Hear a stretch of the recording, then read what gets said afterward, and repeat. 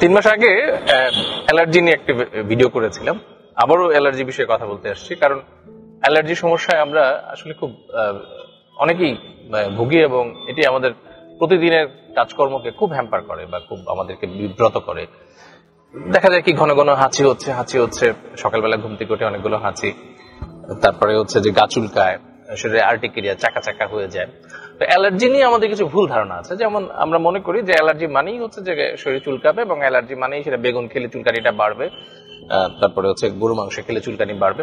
আসলে গরু মাংস বা বেগুন খেয়ে চুলকানি বাড়ে এরকম অ্যালার্জির সংখ্যা খুবই কম। অধিকাংশ মানুষেরই অ্যালার্জি সবচেয়ে বেশি থাকে হচ্ছে ডাস্টে, ধুলায়, ঠান্ডায়, এগুলোতে সবচেয়ে বেশি থাকে। খাবারের অ্যালার্জি কিন্তু সেই তুলনায় অনেক কম থাকে। কিন্তু আমাদের সব সময় আমাদের যেটা মনে হয় যে আর গা চুলকালেই যে সেটা অ্যালার্জি, তা কিন্তু না। ফাঙ্গাল ইনফেকশন, তারপরে হচ্ছে স্ক্যাবিস, বাইটস এর কারণে যে চুলকানি হয়, এই ধরনের চুলকানি বরং আমাদের বেশি হয়। অ্যালার্জি জনিত কারণে চুলকানি তুলনামূলক কমই হয়, কিন্তু আমরা সব ধরনের চুলকানিকে মনে করি যে অ্যালার্জি, এবং সেই অনুযায়ী তখন আমরা মনে করি যে আমাদেরকে বোধহয় অ্যালার্জি ট্রিটমেন্ট নিতে হবে। আরেকটা সমস্যা যেটা হয় সেটা হলো যে অ্যালার্জিতে কিন্তু অ্যাজমাও হয়, মানে শ্বাসকষ্ট, কাশি, এগুলোও কিন্তু অ্যালার্জি। অ্যাজমা কিন্তু আসলে এক ধরনের অ্যালার্জি। অ্যালার্জি জিনিসটাকে সেন্সিটিভিটি, সহ্য হচ্ছে না, আমি অতিরিক্ত রিয়েক্ট করছি, এটাই হচ্ছে অ্যালার্জি। তো আমাদের শরীরেও কিন্তু আমাদের শরীরের যে মেকানিজম সিস্টেম আছে, আমাদের শরীরের যে ডিফেন্সিভ সিস্টেম আছে, সেই ডিফেন্সিভ সিস্টেমও কিন্তু অনেক সময় আমাদের কিছু এক্সটার্নাল বা বাইরের কিছু কিছু জিনিসের প্রতি আমরা হাইপার সেন্সিটিভিটি বা অতি সংবেদনশীলতা প্রকাশ করি। যেমন ধুলাতে আমরা শ্বাসকষ্ট হতে থাকে, হাঁচি হতে থাকে, এটা কিন্তু এক ধরনের তার অ্যালার্জি বা অতি সংবেদনশীলতা। তো সমস্যাটা যেটা হয় সেটা হলো যে দেখা যাচ্ছে কি একটু রোগীর হাঁচি হচ্ছে অথবা তার শ্বাসকষ্ট হচ্ছে, যখন হাঁচি হচ্ছে ঘন ঘন তখন সে নাক কান গলা ডাক্তারের কাছে যায়, যখন তার শ্বাসকষ্ট হচ্ছে তখন সে বক্ষব্যাধি ডাক্তারের কাছে যায়, বা যখন তার গায়ে চুলকানি আছে তখন সে ভাবে তাহলে আমি স্কিন ডিজিজের স্পেশালিস্টের কাছে যাব। তো অ্যালার্জি রোগীদের ক্ষেত্রে কিন্তু এক ধরনের কনফিউশন থাকে যে সে আসলে কোন দিকে যাবে বা কার কাছে যাবে, কোন ধরনের চিকিৎসকের কাছে যাবে।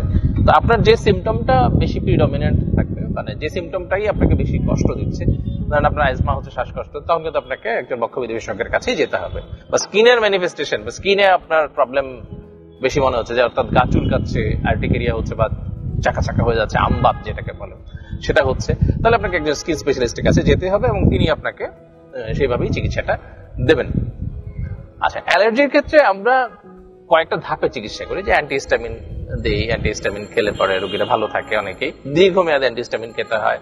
মন্টিলিউকাস্ট, এই জাতীয় কিছু ওষুধ এখন প্রচুর ব্যবহার হচ্ছে, অনেক সময় অকারণেও ব্যবহার হচ্ছে। তো সেটাও একটা চিকিৎসা, একটা ধাপ। স্টেরয়েড ব্যবহার করতে হয় অনেক সময় নাকে স্প্রে ব্যবহার করা যায়, যাদের যে অ্যালার্জিক রাইনাইটিস বা হাঁচির কারণে নাকে স্প্রে। শ্বাসকষ্ট বা অ্যাজমা হলে পরে ইনহেলার ব্যবহার করা হয়, ইনহেলারে স্টেরয়েড ইনহেলার বা ব্রঙ্কোডাইলেটর ইনহেলার, সালবেন্টারল গ্রুপ বা সালবুটামল গ্রুপের ইনহেলার ব্যবহার করা হয়। তো সেগুলোও আছে। এবং এগুলোতে যদি কাজ না হয় তখন আমরা অনেক সময় ভ্যাকসিন দিয়ে থাকি। অ্যালার্জির ভ্যাকসিন বেশ কার্যকরী একটি জিনিস। আমরা অ্যালার্জির ভ্যাকসিন বিভিন্ন ধরনের আছে, বিভিন্ন ভাবে দেওয়া যায়। আজকাল ইমিউনোথেরাপিও খুব ব্যবহার হচ্ছে এবং বেশ ভালো কাজ করছে। ওমালিজুমাব গ্রুপের কিছু ইমিউনোথেরাপি আছে যেগুলো ভালো কাজ করে, তবে এগুলো অবশ্যই বিশেষজ্ঞ চিকিৎসকের পরামর্শ অনুযায়ী নিতে হবে। অ্যালার্জি রোগীরা শুধু চিকিৎসা নিলেই ভালো থাকবেন ব্যাপারটা তা নয়, তাদেরকে সাথে সাথে কিন্তু সতর্ক থাকতে হবে, তাদের জীবনযাপনে পরিবর্তন আনতে হবে। যে সমস্যাগুলো বা যে বিষয়গুলো তার সমস্যাকে বাড়িয়ে দিচ্ছে, সেই বিষয়গুলোর ব্যাপারে সতর্ক থাকতে হবে।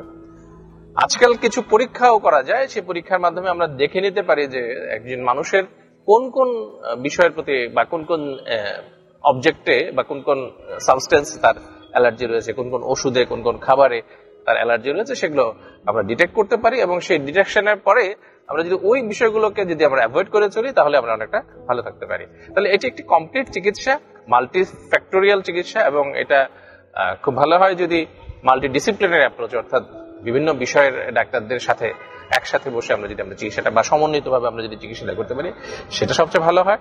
এবং এর সাথে সাথে জীবন পদ্ধতি পরিবর্তনের ক্ষেত্রেও কিন্তু আমাদেরকে সচেতন হতে হবে। অনেকেই আছেন সকালবেলা অনেক বেশি সময় ধরে ঘুমান, রাত্রে অনেক দেরিতে ঘুমান এবং সকালে 10টা, 11টা, 12টা পর্যন্ত ঘুমান। তো এই লাইফস্টাইল কিন্তু পরিবর্তন করতে হবে। যারা অ্যালার্জিতে ভুগে থাকেন তাদেরকে জীবনযাত্রায় খুব ডিসিপ্লিন বা খুব শৃঙ্খলা মেনে চলতে হবে। খুব আর্লি টু রাইজ, অর্থাৎ সকাল সকাল ঘুম থেকে উঠতে হবে। সকাল 7টার আগে ঘুম থেকে উঠতে পারলে খুবই ভালো। এবং সকালবেলা ঘুম থেকে উঠে যদি আপনি একটু হাঁটাহাঁটি করেন, আপনি যদি খোলা ময়দানে এবং রাস্তায় আপনি যদি হাঁটেন, তাহলে কিন্তু অ্যালার্জির সমস্যা বা অ্যালার্জিক রাইনাইটিস থেকে আপনি অনেকটাই ভালো থাকবেন। সেই সাথে আপনি মাস্ক ব্যবহার করবেন, কারণ আমি যে বলেছি ধুলা, ডাস্ট, এগুলো থেকে কিন্তু আমাদের অ্যালার্জির এটা বেশি হয়। তাহলে কোভিডের সময় আমরা একটা অভ্যাস করেছিলাম, আমরা মাস্ক ব্যবহার করতাম, তখন কিন্তু আমাদের অনেক রোগ থেকে কিন্তু আমরা ভালো ছিলাম। কোভিডের থেকে তো আমরা প্রোটেকশনের জন্য আমরা মাস্ক ব্যবহার করেছি, কিন্তু এই মাস্কের কারণে কিন্তু অ্যালার্জি এবং পরবর্তীতে অ্যাজমা এবং এমনকি টিবিতে আক্রান্ত হওয়ার সম্ভাবনাও কিন্তু কমে যায়। এবং আমরা দেখেছি যে কোভিডের সময়টাতে আমাদের টিবি রোগীর সংখ্যা অনেক কম ছিল। তো তাহলে এই মাস্ক ব্যবহার করাটা এটা কিন্তু খুবই গুরুত্বপূর্ণ একটি অভ্যাস এবং ভালো অভ্যাস। এছাড়াও বাসা বাড়ি প্রত্যেকটা জিনিসকে ধুলামুক্ত রাখা, পরিষ্কার পরিচ্ছন্ন রাখা, খুব বেশি ঠান্ডা খাবার না খাওয়া, এই বিষয়গুলোকেও মেনে চলা খুব জরুরি। প্রয়োজন হলে আপনারা অ্যালার্জির ভ্যাকসিন বা ইমিউনোথেরাপি নিতে পারেন। সবাই ভালো থাকুন, অ্যালার্জি থেকে মুক্ত থাকুন এবং সুস্থ সুন্দর জীবনযাপন করুন, এটি প্রত্যাশা। আজ পর্যন্তই। খোদা হাফেজ।